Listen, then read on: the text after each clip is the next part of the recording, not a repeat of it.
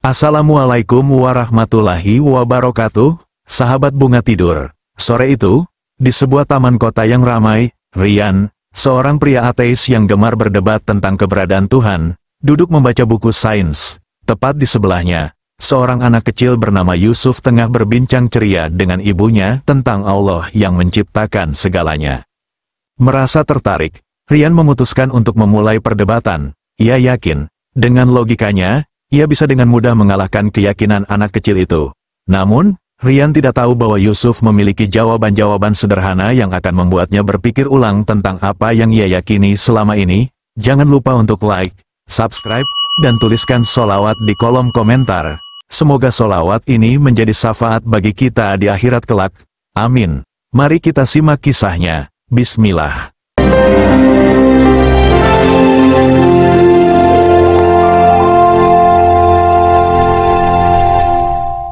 Di sebuah taman kota yang ramai pada sore hari, seorang pria bernama Ryan duduk di bangku panjang sambil membaca buku tentang sains. Ryan adalah seorang ateis yang kerap menganggap dirinya tahu segalanya. Ia gemar mendebat siapa saja yang berbicara tentang Tuhan. Di bangku sebelahnya, seorang anak kecil bernama Yusuf sedang asyik menikmati es krim bersama ibunya. Yusuf baru berusia 6 tahun, namun ia dikenal cerdas, penuh rasa ingin tahu, dan seringkali membuat orang dewasa terkagum dengan caranya berpikir. Tiba-tiba, Ryan melihat Yusuf yang sedang berbicara ceria dengan ibunya. Penasaran dengan kepolosan anak itu, Ryan menyapa, "Hai, nak, apa yang sedang kamu bicarakan dengan ibumu tadi?" Yusuf menjawab dengan senyum, "Aku sedang bertanya kepada ibu, siapa yang menciptakan langit dan pohon-pohon ini?" Ryan tersenyum sinis dan berkata, "Oh, kamu percaya ada yang menciptakan semua ini?" Yusuf mengangguk penuh keyakinan, "Iya, Allah yang menciptakan semuanya." Ryan tertawa kecil, "Allah, itu hanya cerita lama, nak, tidak ada bukti bahwa Allah itu ada, semuanya bisa dijelaskan dengan sains." Yusuf menatap Ryan dengan pandangan serius. "Apa maksudnya, Om? Kalau semuanya bisa dijelaskan dengan sains, apakah sains bisa menciptakan langit, pohon, dan kita?" Ryan menjawab dengan percaya diri, "Tentu saja. Alam semesta ini tercipta dari Big Bang, ledakan besar yang terjadi miliaran tahun lalu. Semua yang ada saat ini hanyalah hasil dari proses alamiah." Yusuf mengerutkan kening, mencoba memahami. "Jadi, Om bilang ada ledakan besar, tapi, siapa yang membuat ledakan itu terjadi?" Ryan terdiam sejenak, lalu menjawab, "Itu hanya terjadi begitu saja, tidak ada yang membuatnya." Yusuf tertawa kecil, sesuatu yang tidak disangka Ryan. "Om, kalau begitu, siapa yang buat buku yang Om baca itu? Apakah buku itu juga muncul begitu saja tanpa ada yang membuatnya?" Ryan tersentak mendengar pertanyaan sederhana tapi tajam dari anak kecil itu. Ia mencoba menjelaskan, "Tentu saja ada yang membuat buku ini, seorang penulis." "Jadi, kalau buku perlu penulis, kenapa langit dan bumi yang jauh lebih rumit bisa terjadi tanpa ada yang menciptakan?" tanya Yusuf dengan polos. Ryan terdiam lagi. Sedikit kesal karena merasa disudutkan oleh logika anak kecil itu. "Tapi, nak, bagaimana kamu bisa percaya pada sesuatu yang tidak bisa dilihat? Kamu tidak pernah melihat Allah, kan?" Yusuf tersenyum, "Om bisa lihat angin." "Tentu tidak," jawab Ryan. "Kalau begitu, Om tidak percaya angin ada?" tanya Yusuf dengan tatapan polos. Ryan menghela napas, merasa semakin sulit menjawab pertanyaan anak kecil ini. "Angin itu bisa dirasakan, nak." "Betul, Om, sama seperti Allah, kita tidak bisa melihatnya, tapi kita bisa merasakan kehadirannya dari segala yang Dia ciptakan," jawab Yusuf dengan senyum lebar. Percakapan mereka menarik perhatian beberapa orang di taman. Beberapa mulai berkerumun di sekitar mereka, terkesima dengan keberanian dan logika Yusuf yang tajam. Ryan mulai merasa kalah dalam perdebatan ini. Namun ia tetap berusaha mempertahankan argumennya. "Tapi, jika Allah ada, kenapa ada banyak penderitaan di dunia? Kenapa Dia membiarkan orang-orang menderita?" Yusuf terdiam sejenak, memikirkan jawaban. "Om, apakah Om pernah ke dokter?" "Tentu saja," jawab Ryan. "Kalau dokter memberikan obat yang pahit, apakah itu artinya dokter jahat?" tanya Yusuf. "Tidak, obat itu pahit tapi membantu kita sembuh," jawab Ryan. "Begitu juga dengan Allah, Om, kadang Dia memberikan sesuatu yang kita anggap buruk, Tapi sebenarnya itu untuk kebaikan kita, jawab Yusuf dengan tenang. Rian tidak bisa berkata apa-apa. Anak kecil ini, dengan cara berpikirnya yang sederhana namun mendalam, telah membuatnya merenung lebih dalam tentang keyakinannya. Namun, sebelum Rian bisa menjawab, Yusuf melanjutkan, "Om, aku ingin cerita lebih banyak, tapi sudah hampir maghrib, ibu bilang aku harus sholat. Kalau Om mau, kita bisa ngobrol lagi lain kali." Rian hanya bisa mengangguk, masih mencoba mencerna semua yang dikatakan Yusuf. Anak kecil ini telah memberinya banyak hal untuk dipikirkan. Rian masih terdiam memandangi Yusuf yang melangkah pergi bersama ibunya. Perkataan anak kecil itu terus terngiang-ngiang di benaknya. Kalau buku butuh penulis, kenapa langit dan bumi tidak butuh pencipta? Sebuah pertanyaan sederhana, tapi entah kenapa terasa sangat dalam. Hari berikutnya, Rian memutuskan untuk kembali ke taman itu. Ia tidak tahu mengapa, tapi ada sesuatu dalam diri Yusuf yang membuatnya ingin bertemu lagi. Ia merasa belum selesai dengan perdebatan itu. Saat Rian sedang duduk di bangku yang sama, ia melihat Yusuf datang bersama seorang pria tua, ayahnya, mungkin. "Om Rian," Yusuf memanggil dengan ceria sambil berlari ke arahnya. Rian terkejut, "Kamu ingat nama Om?" "Tentu saja," jawab Yusuf sambil tersenyum lebar. "Om kan teman baru aku." Rian hanya tersenyum kecil, lalu menatap pria tua di belakang Yusuf. "Ini ayahmu, El?" tanyanya. Yusuf mengangguk, "Iya, ini Abi. Abi sering menjawab semua pertanyaan aku tentang Allah dan dunia ini." Pria tua itu, yang ternyata bernama Pak Hasan, menjabat tangan Rian dengan hangat.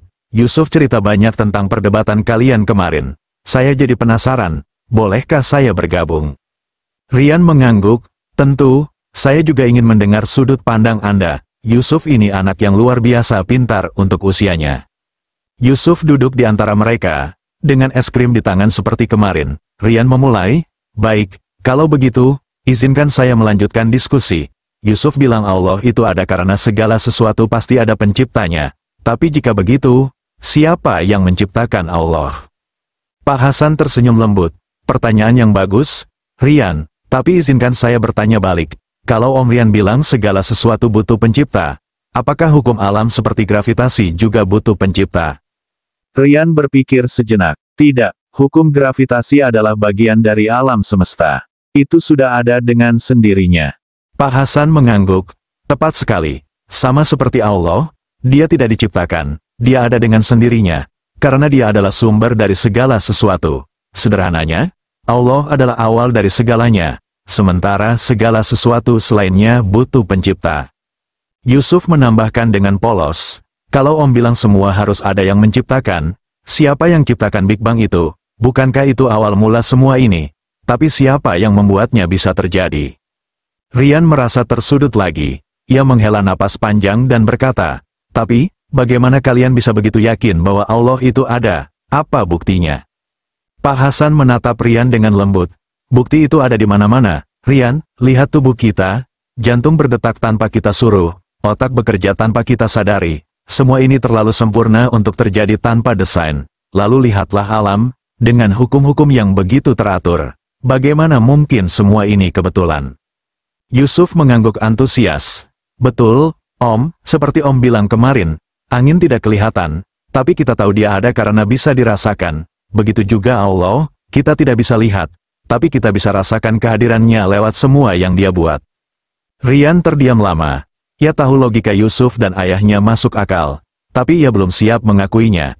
Ia mengganti topik. "Kalau Allah itu baik, kenapa ada kejahatan dan penderitaan di dunia? Bukankah itu bertentangan dengan kebaikannya?"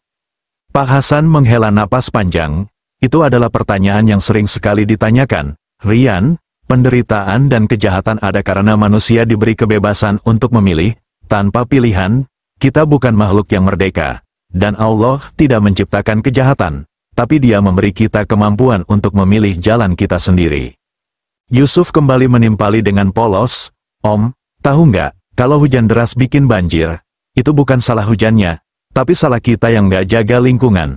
Allah kasih kita hujan supaya tanaman bisa tumbuh, tapi kita yang salah pakai anugerah itu." Rian tersenyum kecil mendengar analogi Yusuf. Anak ini benar-benar cerdas untuk usianya, tapi ia masih belum puas. Tapi kalau Allah itu ada, kenapa dia tidak menunjukkan dirinya? Kenapa harus bersembunyi? Pak Hasan tersenyum lagi. Rian, apakah matahari tidak ada hanya karena kamu tidak bisa melihatnya di malam hari? Kadang, kita hanya perlu membuka hati dan mata kita dengan cara yang berbeda untuk merasakan kehadirannya. Yusuf menambahkan, Om tahu bunga matahari, dia selalu menghadap ke arah matahari.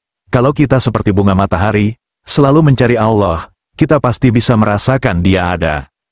Rian tertawa kecil, kalian ini benar-benar tim yang hebat. Aku akui, argumen kalian membuatku berpikir lebih dalam. Mata Yusuf berbinar-binar, Om, aku nggak mau bikin Om kalah atau menang. Aku cuma mau Om tahu kalau Allah sayang sama Om, seperti dia sayang sama aku.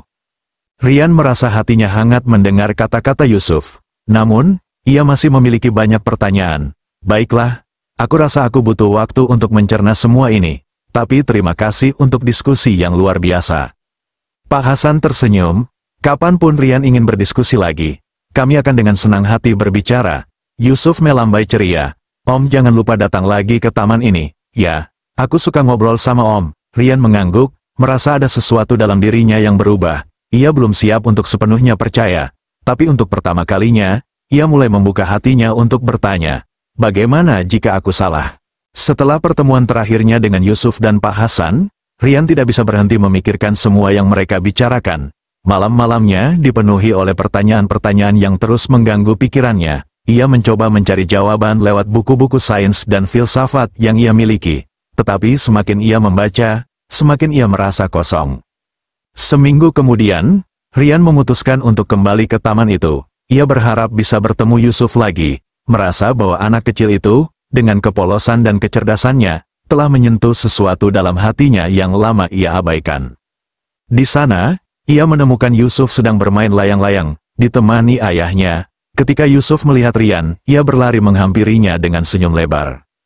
Om Rian datang lagi, serunya Rian. Rian tersenyum kecil dan mengangguk. Iya, Yusuf, Om mau bicara lagi dengan kamu dan ayahmu. Ada beberapa hal yang masih mengganjal di hati Om. Pak Hasan menyambut Rian dengan hangat. Tentu, Rian, kami senang bisa berbicara lagi. Mereka duduk di bangku taman yang sama. Rian menghela napas panjang sebelum berbicara. Aku sudah memikirkan banyak hal sejak pertemuan kita. Tapi ada satu hal yang masih sulit bagiku. Bagaimana aku bisa yakin bahwa Tuhan benar-benar ada? Aku butuh sesuatu yang lebih dari sekadar logika. Pak Hasan tersenyum lembut. Rian, keyakinan itu bukan hanya soal logika. Kadang, kita harus membuka hati untuk melihat dan merasakan. Tuhan tidak hanya bisa ditemukan dengan pikiran, tetapi juga dengan hati yang tulus mencarinya. Yusuf menatap Rian dengan mata polosnya. Om, kalau Om mau tahu Allah benar-benar ada, Om coba aja bicara sama dia. Om bilang apa yang ada di hati Om. Kalau Om minta dengan sungguh-sungguh, Allah pasti kasih jawaban. Rian terdiam. Kata-kata Yusuf begitu sederhana, tetapi terasa begitu dalam. Ia tidak pernah mencoba hal seperti itu sebelumnya. Hari itu, setelah berbicara cukup lama dengan Yusuf dan Pak Hasan, Rian pulang dengan perasaan campur aduk. Malamnya, untuk pertama kali dalam hidupnya, ia mencoba melakukan sesuatu yang tidak pernah ia lakukan sebelumnya. Ia duduk di kamarnya yang gelap, menutup mata, dan berkata dalam hati, Tuhan, jika Engkau benar-benar ada, tunjukkan padaku. Aku ingin percaya, tapi aku butuh bantuanmu. Tiba-tiba, Rian merasa ada sesuatu yang hangat mengalir di dalam dirinya, perasaan tenang dan damai yang belum pernah ia rasakan sebelumnya. Ia tidak mendengar suara atau melihat sesuatu yang luar biasa, tetapi ia tahu, ada sesuatu yang berbeda malam itu. Keesokan harinya, Rian kembali ke taman. Kali ini, ia berjalan dengan langkah lebih ringan. Ia melihat Yusuf sedang membaca buku di bangku taman. Om Rian. Yusuf menyapa dengan ceria. Rian tersenyum. Yusuf, Om mau bilang sesuatu. Tadi malam, Om bicara sama Allah, seperti yang kamu bilang, dan Om gak tahu gimana menjelaskannya, tapi Om merasa damai. Sesuatu yang selama ini Om cari akhirnya terasa dekat. Yusuf tersenyum lebar. Itu karena Allah dengar Om, Dia selalu dekat sama kita, cuma kadang kita yang gak sadar. Rian mengangguk, matanya berkaca-kaca. Ia menatap Yusuf dan berkata, terima kasih, Yusuf, kamu telah membuka hatiku. Om sekarang percaya, Allah itu ada. Pak Hasan yang mendengar percakapan mereka mendekat dan memeluk Rian. Selamat datang, Rian, di jalan kebenaran. Ini bukan akhir perjalananmu, tetapi awal yang baru. Hari itu menjadi momen yang mengubah hidup Ryan. Ia memutuskan untuk belajar lebih banyak tentang Islam, dipandu oleh Yusuf dan ayahnya. Ryan, yang dulu mengandalkan logika semata, kini menemukan bahwa iman dan hati juga memiliki tempat yang sama pentingnya. Dan Yusuf, dengan senyum polosnya, terus menjadi pengingat bahwa bahkan hal-hal besar bisa dimulai dari keberanian sederhana seorang anak kecil.